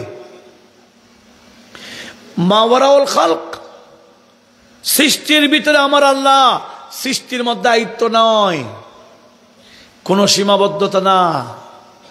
আমার আল্লাহ সৃষ্টি থেকে ঊর্ধ্বে। সেজন্য আল্লাহ কোথায় বললে আমাদেরকে বলতে হয় লা মাকানে। লা মাকান মানে যেখানে কোনো স্থান নাই। আল্লাহ স্থান থেকে পবিত্র, কাল থেকে পবিত্র। আল্লাহর শানে কেউ যদি বলে আল্লাহ আরশতে বরাবর বসে আছে, তাহলে ঈমান থাকবে না। এই আকীদা রাখে আহলে হাদিসরা। এক। দ্বিতীয়ত আরেকটা বললাম, আমার আল্লাহ বললেন ইসরাফিল আলাইহিস সালাম যখন সিংহায় ফুঁক দিবে, সব কি হয়ে যাবে? ধ্বংস হবে না? কুল্লু মান আলাইহা ফান ওয়া ইয়াবকা ওয়াজহু রাব্বিকা যুল জালালি ওয়াল ইকরাম। আহলে হাদিসরা বলে হযরত ইসরাফিল সিংহায় ফুঁক দিলে সব ধ্বংস হয়ে যাবে, এমনকি আমার আল্লাহর শরীরও নষ্ট হয়ে যাবে, শুধু আল্লাহর চেহারাটা বাকি থাকবে। কেন? কোরআন শরীফে আছে ওয়ায়াবকা ওয়াজহু রাব্বিকা যুল জালালি ওয়াল ইকরাম, আপনার রবের চেহারা বাকি থাকবে। এরা মনে করে চেহারা মানে শুধু চেহারা, এখানে চেহারা মানে জাতুল্লাহ, আল্লাহর জাত বাকি থাকবে। সমস্ত সৃষ্টি ধ্বংস হয়ে যাবে, কেউ থাকবে না। কিন্তু এরা বলতে চায় আল্লাহর কি বডি সহ নষ্ট হয়ে যাবে, চেহারা বাকি থাকবে। একটু বড় আওয়াজে বলুন না নাউজুবিল্লাহ। এগুলা কাদের আকীদা বললাম? কিন্তু আমার ভাইরা যারা শুধু বুকে হাত বাঁধতেছে, চিল্লায় আমিন বলতেছে, এরা তো তাদের মূল বিষয় জানে না। সেজন্য আমাদেরকে এগুলো জানাইতে হচ্ছে। আল্লাহ পাক সুবহানাহু ওয়া তাআলার শানে মারাত্মক মারাত্মক আকীদা আছে এদের। আসুন নবীদের শানে কি আকীদা। এরা আকীদা রাখে নবী মারা গেছে, মাটির সাথে মিশে গেছে। আমাদের আকীদা কি নবী মাটির সাথে মিশে গেছেন? সমস্ত নবীগণ মারা যান, কিন্তু মারা যাওয়ার পরে কবরে দিলে একজন নবী আর মরা থাকেন না, ইনাদের জিন্দা করে দেয় কে? এটা হলো আহলে সুন্নাত ওয়াল জামাতের আকীদা। আহলে হাদিসের আকীদা কি? এরা বলে নবী যেটা জানাজা হয়েছে, মওত হয়েছে, দাফন হয়েছে, কাফন হয়েছে, উনি আবার কিসের জিন্দা নবী? উনি মাটির সাথে মিশে গেছে। অথচ সহিহ হাদিসে কি আছে? আমার নবীজি বলেন ইন্নাল আম্বিয়া আহয়াউন ফি কুবুরিহিম ওয়া ইউসাল্লুন। আল্লাহর সমস্ত নবীগণ আপন আপন কবরে সিজদা, শুধু সিজদা না, নামাজও পড়ে। এমনকি এদেরকে জান্নাত থেকে খাবারও ব্যবস্থা হয়। জোরে বলুন ফানাবিয়ুল্লাহি হাইয়ুন ওয়া ইউরযাক। আল্লাহর নবী কবরে জিন্দা এবং রিজিক দেওয়া হয়। বড় আওয়াজে বলুন না সুবহানাল্লাহ। তাহলে ইমামে বাইহাকি বড় একজন হাদিসের ইমাম, ইনি স্বতন্ত্র একটা কিতাব লিখেছেন নবীগণ কবরে জিন্দায় বিষয়ে। কিন্তু কিছুদিন আগে আপনারা দেখছেন এক ইসলামী বক্তা, সে বলছে আল্লাহ বলছেন নবী মারা যায়, আর তোমরা বলছো নবী মরা না। সমস্ত নবীগণ মারা যায় ঠিক, শুধু মারা যাবে না আল্লাহ, কিন্তু নবীদের মরণ হচ্ছে মতে আনি, আমাদের মত হলো মতে ফানি। এই বিষয়টা না বোঝার কারণে আমাদের মরণটা হচ্ছে কিয়ামত পর্যন্ত জন্য, আল্লাহর বন্ধুদের মরণ হলো কবরে যাওয়া পর্যন্ত। কথা কি বোঝা যায়? সেই কথাকে আমার আলা হযরত কোরআন সুন্নাহকে কাব্য আকারে বলেছেন নাত শরীফের মাধ্যমে। अंबिया को भी अजल आनी है,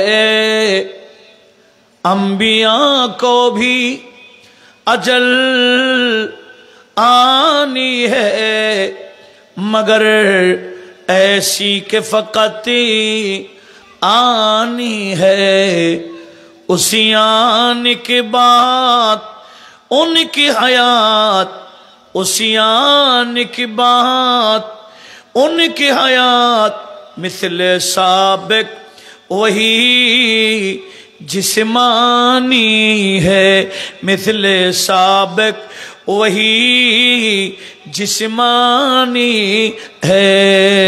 सलातुनिया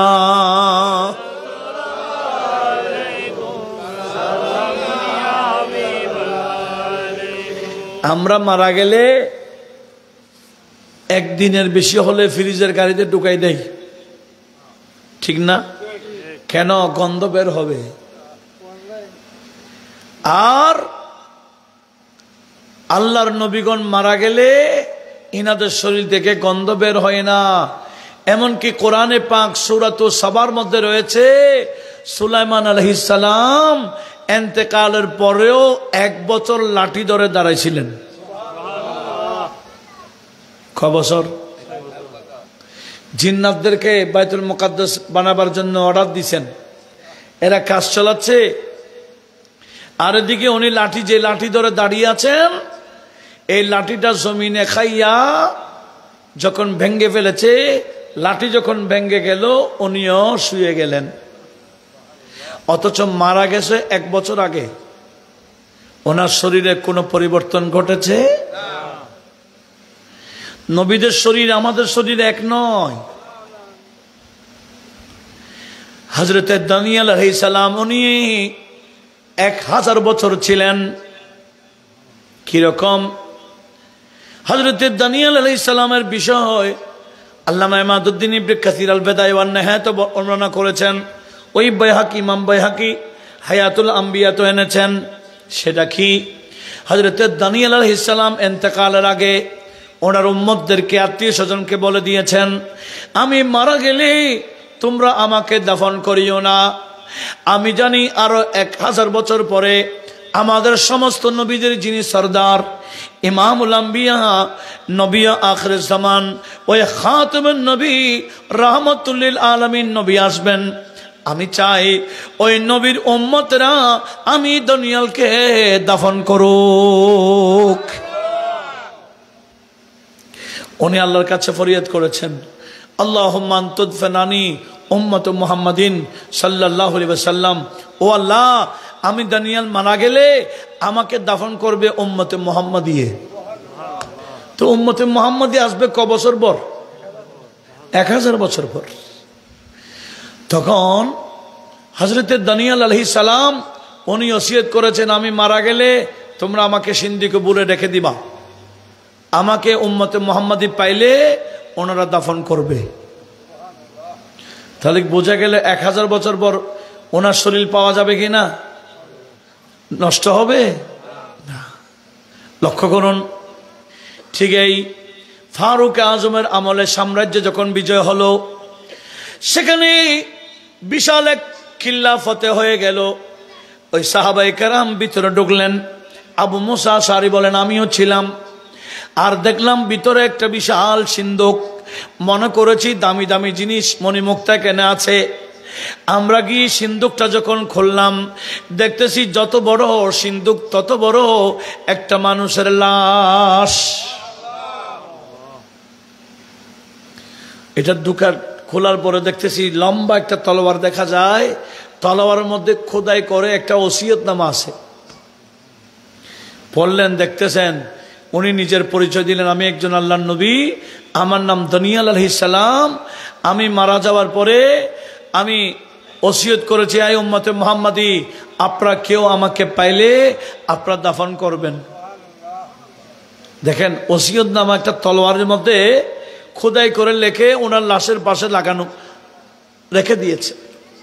হযরত আবু মুসা আশআরী উনি বললেন, আমরা ওনার শরীরকে ধরলাম, দেখতেছি এখনো তরুতাজা শরীর, শরীরের মধ্যে কোনো ধরনের পরিবর্তন আসে নাই, অথচ মারা গেছেন কয় বছর আগে। নবীদের শরীরকে আমাদের নিজেদের শরীরের মতো অনুমান করলে হবে না। অন্যান্য নবীর যদি এই বিষয় হয়, যিনি ইমামুল আম্বিয়া, ওনার ব্যাপারে কি ধারণা। আল্লাহ সবাইকে বোঝার তৌফিক দিক, আমিন বলেন।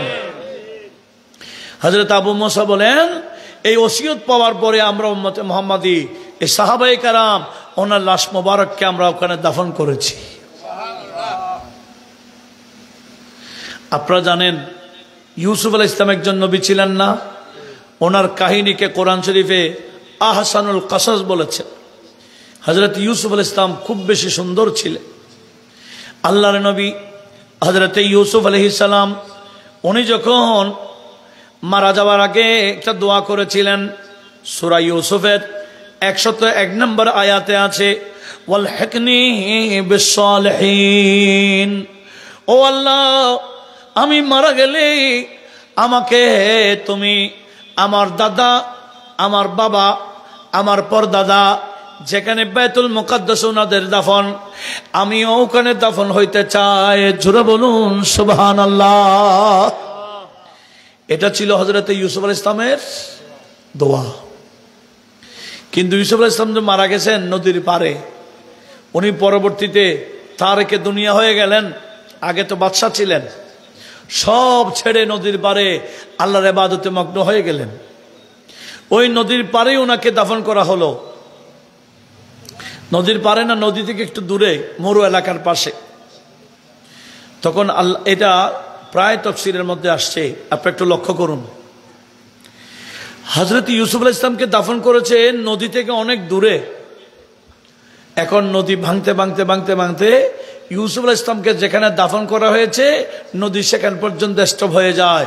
আর সে এলাকার মানুষ পানি দিয়ে চাষাবাদ করত, গোটা আবাদ হয়ে গেছে। এইদিকে নদী যেদিকে ছিল আগে চাষাবাদ ছিল, এরা বুঝতে পেরেছে। এরা বলে নদী ওদিকে কেন গেল? নিশ্চয় আল্লাহর নবী হযরত ইউসুফ আলাইহিস সালামকে ওদিকে দাফন করেছে বিদায় নদী ওদিকে গেছে। আমরা ওনাদেরকে বুঝাইয়া টুঝাইয়া ইউসুফ আলাইহিস সালামকে কবর থেকে উঠাইয়া আমাদের এদিকে নিয়ে আসব। কথা বোঝা যায়? হযরত ইউসুফ আলাইহিস সালামকে ওই এলাকার মানুষকে বুঝাই বলছে, আপনারা অনেকদিন চাষাবাদ করেছেন, আমরা তো ওদিকে দুর্ভিক্ষ পড়তেছি, পানি নাই, নদী আপনাদের এদিকে চলে আসছে। আমাদের বিশ্বাস হযরত ইউসুফ আলাইহিস সালামকে ওদিকে দাফন করলে নদী সেদিকেই যাবে। মাশাআল্লাহ। আমাদের আজকের নারায়ে তাকবীর, নারায়ে রিসালাত, নারায়ে গাউসিয়া, ইয়া গাউস, উলামায়ে আহলে সুন্নাহ, হযরতুল হাজ আল্লামা আবুল কাসেম নূরী সাহিব কিবলা মাদাজিল হুলালি। আলহামদুলিল্লাহ, আমাদের মাঝে উপস্থিত হয়েছেন আজকের ঐতিহাসিক সমুদায় কাফলা স্মরণে সুন্নি সমাবেশের সম্মানিত প্রধান আকর্ষণ, আঞ্জুমানে রিজভিয়া নুরিয়া ট্রাস্ট বাংলাদেশের সম্মানিত সুযোগ্য প্রতিষ্ঠাতা, পীর তরিকত খলিফায়ে দরবারে আলা হযরত আন্তর্জাতিক খ্যাতি সম্পন্ন মুফাসসিরে কুরআন হযরতুল হাজ আল্লামা আবুল কাসেম নূরী সাহেব কিবলা মাদাজিল হুলালি, হযরতুল হাজ আল্লামা আবুল কাসেম নূরী সাহেব কিবলা মাদাজিল হুলালি। আমি আজকের আদি উৎসব সুন্নি সমাবেশ ব্যবস্থাপনা কমিটির পক্ষ থেকে আপনাদের সামনে আলোচনা করছি। আপনারা যারা এখনো রাস্তায় দোকানপাটে বসে আছেন, মাহফিল সৌন্দর্য রক্ষার্থে আপনারা মাহফিল প্যান্ডেলে বসে পড়ুন। বিশেষ করে পিছনের মুরব্বীরা সামনের চেয়ার খালি চেয়ারগুলো পূরণ করুন। একটু সামনে চলে আসুন, সামনে খালি চেয়ারগুলো পূরণ করুন।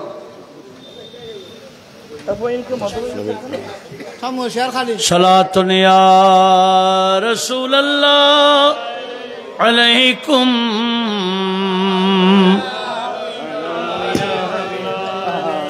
इस उम्मत के खातिर शब रोज रोना नबी जी का बस ये काम अल्लाह अल्लाह सलातुन या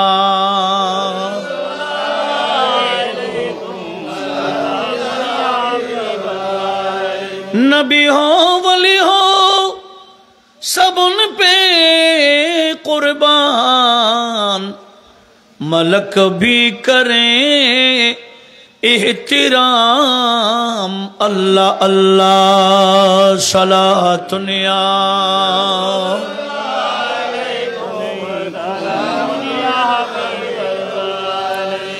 देखें আমি কি বলতে চাচ্ছিলাম এই আহলে হাদিস যারা এদের আকীদা বড় মারাত্মক নবীদের শানে কি মারাত্মক আকীদা রাখে আর আমার আল্লাহ নবীদেরকে কিভাবে রাখেন আমি সেটা আপনাদের সামনে উপস্থাপন করতে যাচ্ছিলাম ওই যে হযরত ইউসুফ আলাইহিস সালাম ওনার লাশ মোবারক যেদিকে দাফন হয়েছিল কবরের ভিতরে তো জিন্দা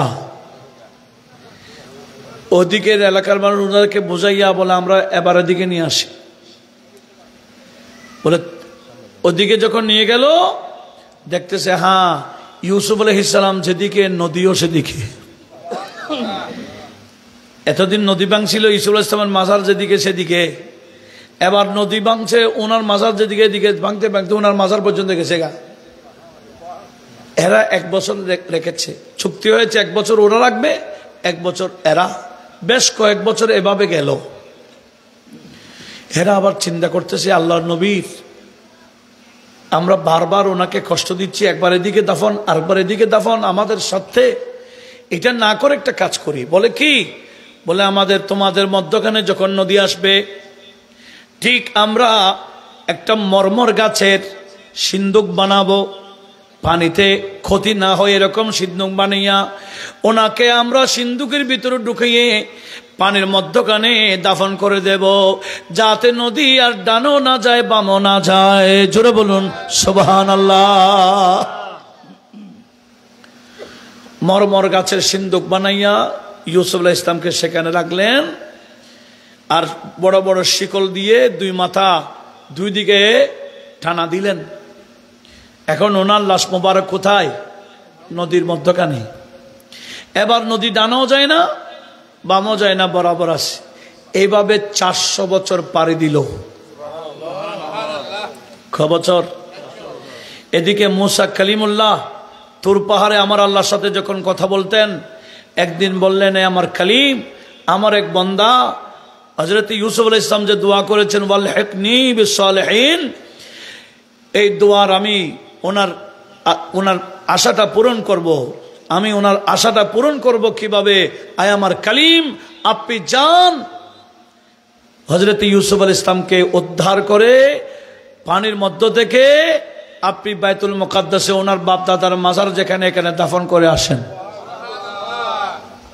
কোথায় মিশর কোথায় ফিলিস্তিন এগুলো ওনাকে ওই নদীর মধ্যে নীল নদীর মধ্যে রাখা হয়েছিল আর সেখান থেকে ওনাকে নিয়ে যাবে কোথায় ফিলিস্তিনে বাইতুল মুকাদ্দাসের পাশে এখন মুসা আলাইহিস সালাম গেলেন লাশটা রাখলো কোন জায়গায় উনি ঘুরতেছেন বলে কোথাও তো দেখা যাচ্ছে না ওনার লাশটা কোথায় আচ্ছা তত্ত্ব নাও তো এখানে কোনো 400 বছর আগের কোনো মানুষ আছে কিনা এখনো না আমাদেরকে 40 বছর গেলে খবর আছে তখন কো মানুষ 1000 বছরও জীবিত থাকতো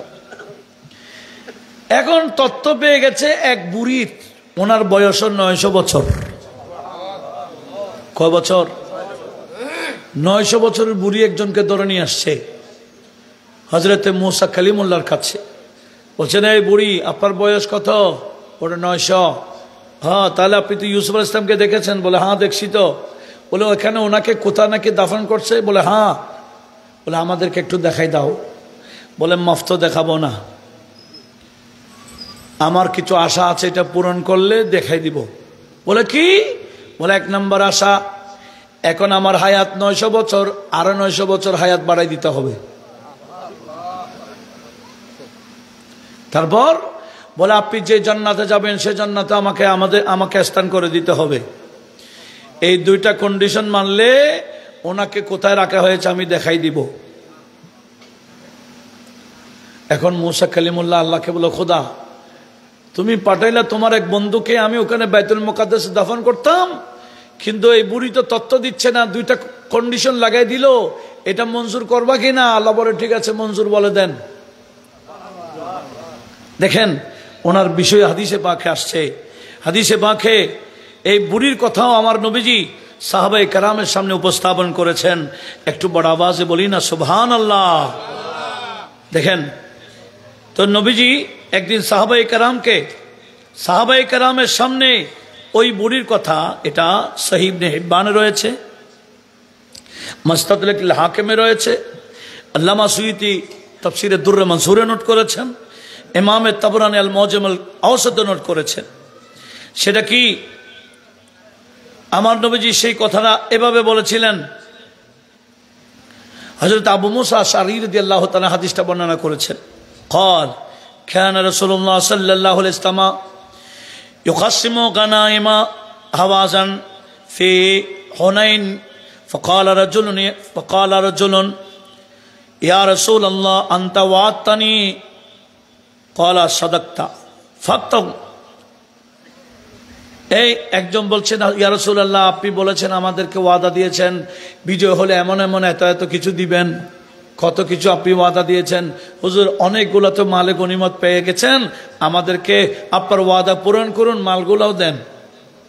তখন ওই সাহাবীদের যে আশা, মালে গনিমত নবীজি ওয়াদা দিয়েছেন বেশি পাবেন, আমার নবীজি বলতেছেন কি এই সাহাবী তো দেখতেছি মুসা আলাইহিস সালামের ওই বুড়ির মতো হযরত ইউসুফ আলাইহিস সালামের ব্যাপারে আল্লাতি দাল্লাত আলা আযামে ইউসুফ কানাত আন্নাহুম মিনকা হিনা হাকামাহা মুসা ফাকালাত হাকমি ওয়া তাসদানি শাবাতান ওয়া আদখুলু মাকাল জান্নাতা ফাআতাহা। একটু জোরে বলুন না সুবহানাল্লাহ। নবীজি সাহাবাদেরকে বলতেছেন, হেই এই বান্দা দেখতেছো কত আশা করতেছে, কার মতো জানো? ওই যে মুসা আলাইহিস সালামের কাছে বুড়ি আশা করেছিল ইউসুফ আলাইহিস সালামের ওই লাশ মোবারক দেখাই দিবের বিষয়ে, আমার এই সাহাবাও দেখে এরকম আশা করতেছে। একটু জোরে বলুন না সুবহানাল্লাহ। এমনকি ওই মহিলা বলেছিলেন কি আনতারুদ্দানি শাবাতান, আমি তো এখন বুড়ি 900 বছর, আমাকে আবার যুবতী বানাই দিতে হবে। এক ওয়াদখুলু মাকা আল জান্নাতা, ওগো মুসা আলাইহিস সালাম আমি আপনার সাথে জান্নাতে ঢুকতে চাই। অতঃপর ফাতাহা, ওই মহিলা যা চেয়েছেন আল্লাহর পক্ষ থেকে তা দেওয়া হয়েছে। এখন ওই মহিলা তথ্য দিয়েছেন, 2টা কন্ডিশন যখন মেনে নিল, তথ্য কি দিয়েছে? ওই মহিলা বলেছেন এই জায়গায় মাটি খনন করেন। মহিলা যে গোল চক্কর বৃত্ত অঙ্কন করে দিলেন। মাটি খনন যখন করা হলো, অনেক গভীরে যাওয়ার পরে দেখতেছে শিকল একটা দেখা যায়, অনেক গভীর, কারণ 400 বছর পড়ত, মাটির উপর মাটি পড়েছে। শিকলটা বের করে বলছে এই বরাবর ওদিকে খনন করুন, শিকল ওদিকে পাবেন। 2 দিকে মাটি খনন করে গভীর থেকে শিকল বের করে যখন টান দিলেন, দেখতেছেন ওই সিন্দুকটা বেরিয়ে আসলো। একটু জোরে বলুন না সুবহানাল্লাহ। কয় বছর পর? 400 বছর পর। 400 বছর পর হযরত মুসা আলাইহিস সালাম সিন্দুকটা খুললেন, দেখতেছেন ইউসুফ আলাইহিস সালামকে উনি দেখে ফেললেন। এত সুন্দর, এত সুন্দর, এখনো চেহারা নুরানি হয়ে আছে। 400 বছর পার হয়ে গেল, ওনার শরীরের কোনো পরিবর্তন ঘটে নাই। একটু জোরে বলুন না সুবহানাল্লাহ। এগুলা হচ্ছে নবীদের মুআজিজা। ইউসুফ আলাইহিস সালামের শরীরের বিষয় যদি এরকম হয়, দানিয়েল আলাইহিস সালাম যদি 1000 বছর বড় ওনার শরীর পরিবর্তন না হয়, হযরত সুলাইমান ইসলাম 1 বছর লাঠি ধরে যদি দাঁড়িয়ে থাকে, শরীর কোনো পরিবর্তন না হয়, শুধু পরিবর্তন হয় আমাদের নবীর শরীর। এই সমস্ত ইহুদি এবং নসরার দালালেরা নবীর শানে উল্টা সিধা বলে কি নবী মরা, এটা তো কোরআন শরীফ আছে। একটু জোরে বলুন না নাউজুবিল্লাহ। এরা জানে না কোন ধরনের মরণ। নবীদের মরণ যে হয় এটা আমাদের মতো না, কিছুক্ষণের জন্য। আমার আলা হযরত এটাকে মতে আনি বলেছেন, কিছুক্ষণের জন্য মরণ, আবার কিছুক্ষণ পরে এটা শরীরটা আগের মতো, এই শরীরের মধ্যে রূহটা আমার আল্লাহ আবার ফেরাইয়ে দেয়। একটু জোরে বলুন না সুবহানাল্লাহ। কিন্তু দুঃখের বিষয়,